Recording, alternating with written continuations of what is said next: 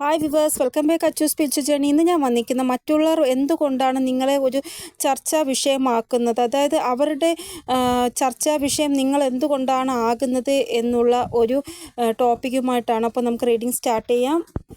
ഇവിടെ മറ്റുള്ളവർ ചിന്തിക്കുന്നത് നിങ്ങൾ ഒത്തിരി രഹസ്യങ്ങളുള്ള ഒരു വ്യക്തിയാണ് എന്നാണ്. അതുകൊണ്ട് തന്നെ അവർക്ക് എപ്പോഴും ഒരു ഡൗട്ടാണ് നിങ്ങളെക്കുറിച്ച് ചിന്തിക്കുമ്പോൾ. ഇവിടെ മറ്റുള്ളവർക്ക് നിങ്ങളെ മനസ്സിലാക്കാൻ കുറച്ച് കഷ്ടമായിരിക്കും. എനിക്ക് തോന്നുന്നു നിങ്ങൾ മനഃപൂർവ്വം ചെയ്യുന്നതല്ല ഇത്. നിങ്ങൾ മറ്റുള്ളവരുടെ മുമ്പിൽ നിങ്ങളുടെ ആ ഒരു പേഴ്സണാലിറ്റി പൂർണ്ണമായിട്ടും പുറത്ത് കാണിക്കത്തില്ല. ചിലതൊക്കെ നിങ്ങൾ ഹൈഡാക്കി വെക്കും. അതുകൊണ്ടായിരിക്കാം അവർക്ക് നിങ്ങളിൽ സംശയം തോന്നുന്നത്.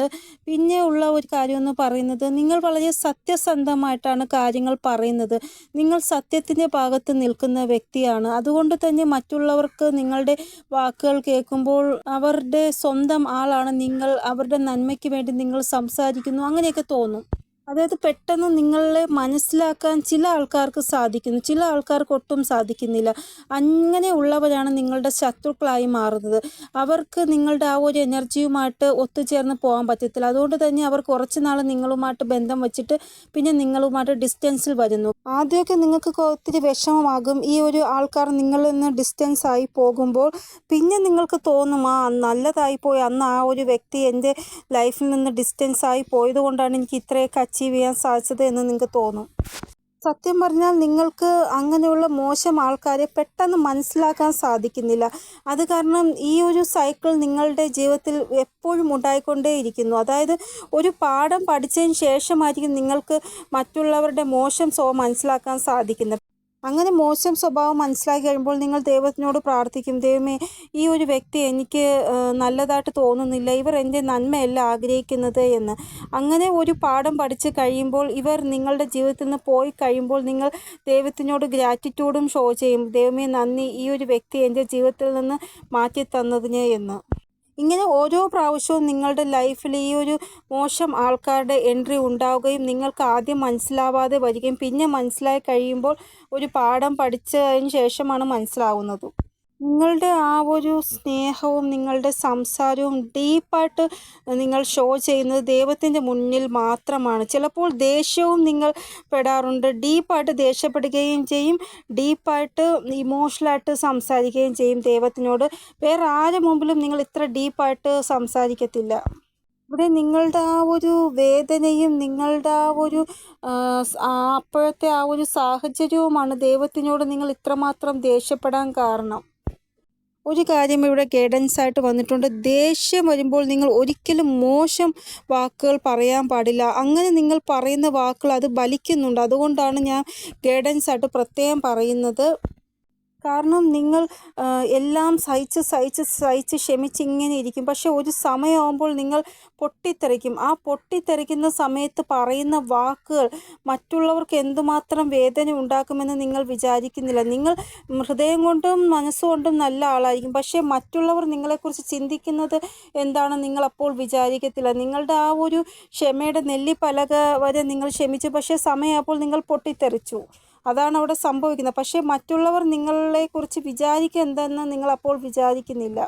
അതാണ് ഞാൻ പറയുന്നത്, നിങ്ങൾ ഹൃദയം കൊണ്ടും മനസ്സുകൊണ്ടും നല്ല ആൾക്കാരാണ്, പക്ഷേ പുറമേ മറ്റുള്ളവർ നിങ്ങളെ മോശം രീതിയിലാണ് വിചാരിച്ച് വച്ചിരിക്കുന്നത്. ഇവിടെ നിങ്ങൾക്ക് എന്തെങ്കിലും ക്രിയേറ്റിവിറ്റി ഉണ്ടായിരിക്കും. ആ ഒരു ക്രിയേറ്റിവിറ്റിയെക്കുറിച്ച് പോലും ഈ ആൾക്കാർ വളരെ മോശമായിട്ടാണ് സംസാരിക്കുന്നത് പുറമേ. കാരണം നിങ്ങളുടെ ആ ഒരു കഴിവ് നല്ലതായിട്ടല്ല പുറമേ പോകുന്നത്. ഇങ്ങനെ നിങ്ങളുടെ കാതിൽ കേൾക്കുമ്പോൾ നിങ്ങളുടെ ആ ഒരു കോൺഫിഡൻസ് ഇല്ലാതാവും. ഞാൻ ഇത്ര നല്ലതായിട്ട് ചെയ്തിട്ട് പോലും പുറത്തുള്ളവർ ഇത്ര മോശമായിട്ടാണല്ലോ എന്നെ പറയുന്നത് എന്ന്.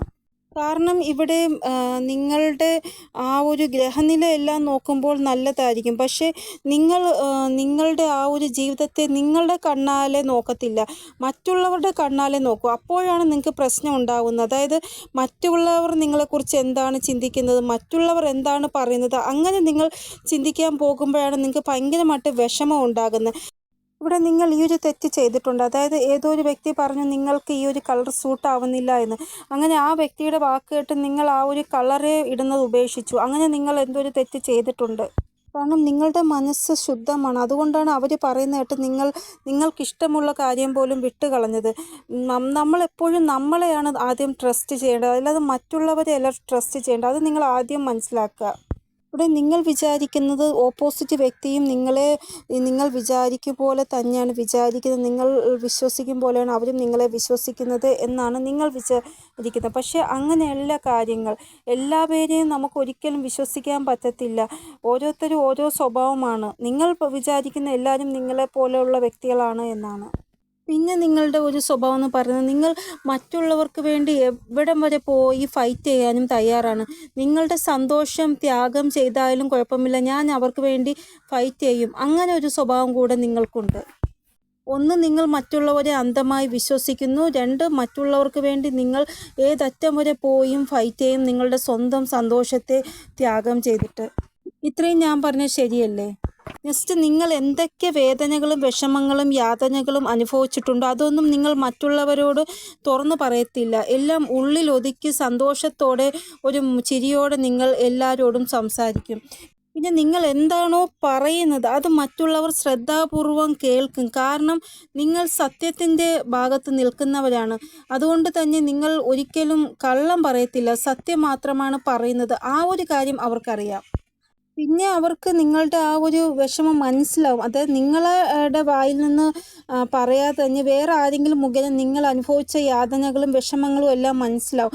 അപ്പോഴാണ് അവർക്ക് തോന്നുന്നത് നിങ്ങൾ ഇത്രയും മോശം അവസ്ഥയിൽ കൂടെ ആയിരുന്നോ കടന്നു പോയത് എന്ന്. അപ്പോൾ ഈ ഒരു കാര്യവും മറ്റുള്ളവർക്ക് നിങ്ങളിൽ ഒരു അത്ഭുതം തോന്നും. ഇപ്പോൾ നിങ്ങളുടെ അവസ്ഥ വളരെ മോശമായിരിക്കാം, പക്ഷെ നിങ്ങളെ കാണുന്ന ആൾക്കാർക്കറിയാം നിങ്ങളുടെ എനർജി അത്രയ്ക്ക് പവർഫുള്ളാണ്. നിങ്ങൾ അത്രമാത്രം വിഷമങ്ങളും എല്ലാം സഹിച്ച് പുറത്ത് വന്നവരാണ്. അതുകൊണ്ട് തന്നെ നിങ്ങൾ ഇന്നല്ലെങ്കിൽ നാളെ നല്ല ഒരു പൊസിഷനിൽ വരുമെന്നാണ് നിങ്ങളെ സ്നേഹിക്കുന്ന ആൾക്കാർ വിചാരിക്കുന്നത്. നിങ്ങൾ വളരെയധികം ക്രിയേറ്റീവായിട്ടുള്ളൊരു വ്യക്തിയാണ്. നിങ്ങളുടെ ആ ഒരു ക്രിയേറ്റിവിറ്റി മറ്റുള്ളവർക്ക് ഒരിക്കലും കാണാതെ പോകാൻ പറ്റത്തില്ല. ഇവിടെ നിങ്ങളുടെ അടുത്തുള്ളവർ അല്ലെങ്കിൽ നിങ്ങളുടെ കുടുംബത്തിലുള്ളവർക്കൊക്കെ അറിയാം നിങ്ങളുടെ IQ ലെവല് വളരെ കൂടുതലാണ് മറ്റുള്ളവരുടെ അപേക്ഷിച്ച്. അപ്പോൾ അവർക്കറിയാം നിങ്ങൾക്ക് എന്തോ ഒരു കഴിവുണ്ട്. ആ ഒരു കഴിവനുസരിച്ച് ഇന്നല്ലെങ്കിൽ നാളെ നിങ്ങൾ എന്തെങ്കിലുമൊക്കെ സ്വന്തമാക്കുമെന്ന് അവർക്കറിയാം.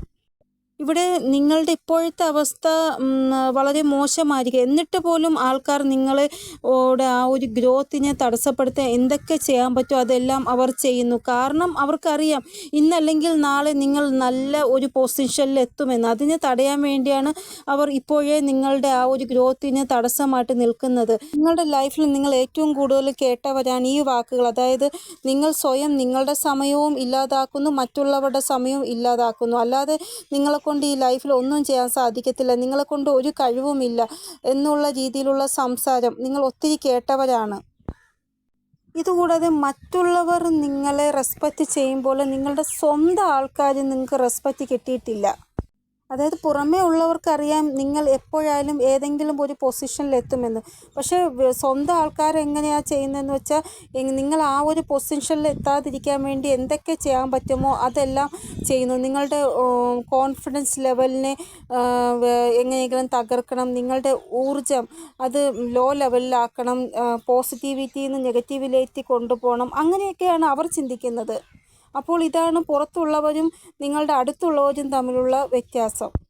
ഇവിടെ നിങ്ങൾ ട്വിൻ ഫ്ലെയിം ജേണിയിലാണെങ്കിലും സോൾമേറ്റ് ജേണിയിലാണെങ്കിലും സ്പിരിച്വൽ ജേണിയിലാണെങ്കിലും എന്ത് ജേണിയിലാണെങ്കിലും നിങ്ങൾക്ക് ഏഞ്ചൽ നമ്പേഴ്സ് ഇടയ്ക്കിടയ്ക്ക് കാണാൻ സാധിക്കുന്നു. നിങ്ങൾ ദൈവവുമായിട്ട് കണക്റ്റ് ആകുന്നു, യൂണിവേഴ്സുമായിട്ട് കണക്റ്റ് ആകുന്നു, ഏഞ്ചൽസുമായിട്ട് കണക്റ്റ് ആകുന്നു. അങ്ങനെയൊക്കെ കൂടുതലും നിങ്ങൾക്ക് ആത്മീയമായിട്ടുള്ള കാര്യങ്ങൾ കൂടുതൽ ശ്രദ്ധ ഉണ്ട്. അങ്ങനെയൊക്കെ ഉള്ളവരാണ് നിങ്ങളെങ്കിൽ നിങ്ങൾക്ക് നിങ്ങളുടെ വിജയം കുറച്ച് സമയമെടുത്തായിരിക്കും ലഭിക്കുന്നത്. അതായത് കുറച്ച് ലേറ്റായിട്ടായിരിക്കും നിങ്ങൾക്ക് നിങ്ങളുടെ വിജയത്തിലെത്താൻ സാധിക്കുന്നത്.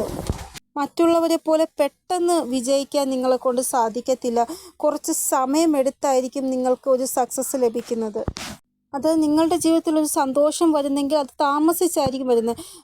ഇപ്പോൾ മാരേജ് ആണെങ്കിലും കുട്ടികളാണെങ്കിലും എല്ലാത്തിനും ഒരു സമയമെടുക്കും, താമസം എടുക്കും. ഇവിടെ ചില ആൾക്കാർക്ക് 30-40 വയസ്സ് കഴിഞ്ഞതിന് ശേഷം അതിൻ്റെ ഇടയിലൊക്കെ ആയിരിക്കും നല്ലൊരു പരിവർത്തനം ഉണ്ടാകുന്നത്. അതായത് പോസിറ്റീവായിട്ടുള്ള പരിവർത്തനം ഉണ്ടാകുന്നത്. ഇവിടെ ആ ഒരു പരിധിക്കുള്ളിൽ കിട്ടുന്ന സക്സസ് താമസിച്ചായാലും അത് ഒരിക്കലും നിങ്ങളെ വിട്ട് പോകത്തില്ല. അത് സ്റ്റെബിലിറ്റിയോട് കൂടിയായിരിക്കും ആ ഒരു സക്സസ് നിങ്ങൾക്ക് ലഭിക്കുന്നത്. 30-നും 40-നും ഇടയ്ക്കുള്ള സമയം, അല്ലെങ്കിൽ അതിന് ശേഷമുള്ള സമയം.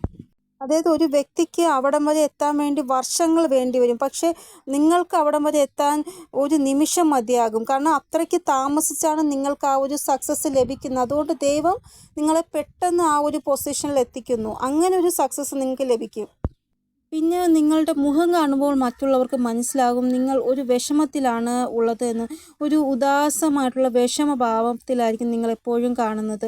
അപ്പോൾ മറ്റുള്ളവർ കൂടുതലായിട്ടും ശ്രദ്ധിക്കും നിങ്ങളുടെ ലൈഫ്. അതുകൊണ്ടാണ് അവർക്ക് പെട്ടെന്ന് മനസ്സിലാക്കാൻ സാധിക്കുന്നത്. പക്ഷെ നിങ്ങൾ അതൊന്നും തുറന്ന് പറയത്തില്ല.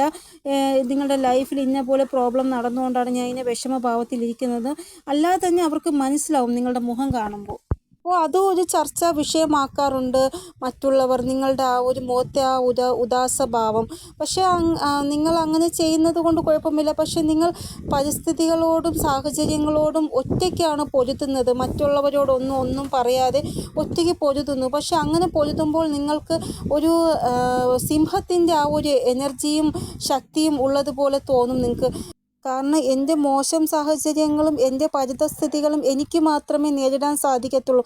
മറ്റുള്ളവർക്ക് പുറമേ നിന്ന് കാഴ്ചക്കാരാവാനേ സാധിക്കത്തുള്ളൂ എന്നുള്ള ഒരു ഭാവം നിങ്ങൾക്കുള്ളിൽ വരും. അങ്ങനെ നിങ്ങൾ വിജയം കൈവരിക്കുമ്പോൾ ആരും നിങ്ങളെ നോക്കി പറയത്തില്ല നിങ്ങൾ എൻ്റെ സപ്പോർട്ടിലാണ് വിജയിച്ചത് എന്ന്. അങ്ങനെ ആർക്കും പറയാൻ സാധിക്കത്തില്ല. കാരണം നിങ്ങൾ ഒറ്റയ്ക്കാണ് ഓരോ സാഹചര്യവും പോരാടി വിജയിച്ച് വരുന്നത്.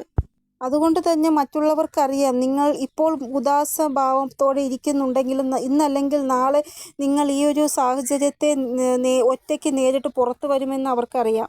ഇവിടെ നിങ്ങളുടെ ആ ഒരു എനർജി മറ്റുള്ളവർക്ക് ഭയങ്കരമായിട്ട് അട്രാക്ഷൻ തോന്നാൻ കാരണം എന്തെന്ന് വെച്ചാൽ നിങ്ങൾ നല്ല കർമ്മമാണ് ചെയ്യുന്നത്. നിങ്ങളുടെ ആ ഒരു കർമ്മം കണ്ടിട്ട് മറ്റുള്ളവരും നിങ്ങളെപ്പോലെ ചെയ്യുവാൻ ആഗ്രഹിക്കുന്നു. നിങ്ങളെ കണ്ടിട്ട് മറ്റുള്ളവരും അതേപോലെ ആവാൻ ആഗ്രഹിക്കുന്നു. ഇവിടെ നിങ്ങളെ ഒത്തിരി ആൾക്കാർ കോപ്പി ചെയ്യുന്നുണ്ട് എന്നാണ് ഇവിടെ കാണാൻ സാധിക്കുന്നത്. അത് നിങ്ങൾ ഏത് രീതിയിലുള്ള വസ്ത്രമാണോ ധരിക്കുന്നത് അതേപോലെ അവരും ധരിക്കാൻ തുടങ്ങും. നിങ്ങളുടെ ഹെയർ സ്റ്റൈൽ എങ്ങനെയാണോ അവരും അതേപോലെ ഹെയർ സ്റ്റൈൽ. അത് നിങ്ങളുടെ പേഴ്സണാലിറ്റിയെ പോലും അവർ കോപ്പി ചെയ്യുന്നു. ഇവിടെ നിങ്ങൾ ഒരു പുതിയ ഒരു സാഹചര്യത്തിൽ പോയി താമസിക്കാൻ തുടങ്ങുന്നുണ്ട് എങ്കിൽ നിങ്ങൾ മറ്റുള്ളവരുടെ കാര്യങ്ങളൊന്നും അന്വേഷിക്കത്തില്ല. എൻ്റെ വീട്, എൻ്റെ വീട്ടിലെ കാര്യങ്ങൾ എന്നുള്ള രീതിയിൽ നിങ്ങൾ കുടുംബത്തിനെ നോക്കി ജീവിക്കും. മറ്റുള്ളവരോട് സംസാരിക്കാനോ അങ്ങനെ ഒന്നും പോകത്തില്ല. അപ്പോൾ നിങ്ങളുടെ ഈ ഒരു സ്വഭാവം കണ്ടിട്ട് മറ്റുള്ളവരും അതേപോലെ ആയിട്ടുണ്ട് എന്നാണ് ഇവിടെ കാണാൻ സാധിക്കുന്നത്.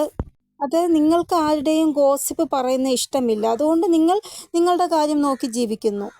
ഇനി നിങ്ങൾ ജീവികൾക്ക് വേണ്ടി എന്തെങ്കിലും നല്ല കാര്യം ചെയ്യുന്നു, ജീവികൾക്ക് ആഹാരം കൊടുക്കുന്നു, വെള്ളം കൊടുക്കുന്നു, അങ്ങനെ എന്തെങ്കിലും നല്ല കർമ്മം ചെയ്യുന്നുണ്ടെങ്കിൽ അതും ആരോ കോപ്പി ചെയ്യുന്നുണ്ട്.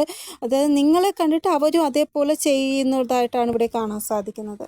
ഇവിടെ ഒരു വ്യക്തിയുടെ പെരുമാറ്റം മറ്റുള്ളവർക്ക് എന്ത് നന്മയാണ് കൊടുക്കുന്നത് നോക്കൂ. അവർ എന്താണോ നന്മ ചെയ്യുന്നത് അതേപോലെ മറ്റുള്ളവരും കോപ്പി ചെയ്ത് ചെയ്യുന്നു. അത് നല്ല കാര്യമാണ്. ഇവിടെ വേറൊരു കാര്യമെന്ന് പറയുന്നത് നിങ്ങളോട് ആരെങ്കിലും ശത്രുതാഭാവം വയ്ക്കുന്നുണ്ടെങ്കിൽ നിങ്ങൾ തിരിച്ച് അവരോട് ശത്രുതാഭാവം വയ്ക്കത്തില്ല. നിങ്ങളുടെ നല്ല കർമ്മമാണ് അവർക്ക് അതിനുള്ള മറുപടിയായിട്ട് നിങ്ങൾ കാണിച്ചു കൊടുക്കുന്നത്. ഇവിടെ നിങ്ങളുടെ ശത്രുക്കൾ 2 കൈയും കൂപ്പി നിങ്ങളുടെ ലൈഫിൽ നിന്ന് പോകുന്നതായിട്ടാണ് കാണാൻ സാധിക്കുന്നത്. സ്വയം അല്ലാതെ നിങ്ങളായിട്ട് നിങ്ങളുടെ ശത്രുവിനെ റിലീസാക്കത്തില്ല. അവർ സ്വയം റിലീസായി പോകുന്നതായിട്ടാണ് കാണാൻ സാധിക്കുന്നത്.